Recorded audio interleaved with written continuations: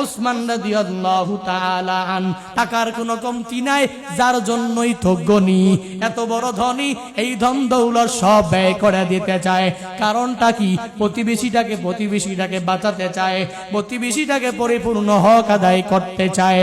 এরে বান্দাম, তাকায়া দেখো দুনিয়ার মানুষগুলো তো হক আদায় করে না, প্রতিবেশীর সাথে ভালো আচরণ করে না, বড় নিজে 5 তলার বিল্ডিং এ ঘুমায়, কিন্তু প্রতিবেশী যে না খায়া মরতেছে।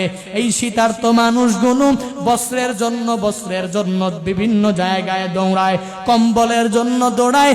আল্লাহর বান্দা নিজে 5 তলা ফ্ল্যাটে থাকে, একটা পয়সা দিয়া কম্বল দেয় না। আছে না? কথা বলেন না কেন?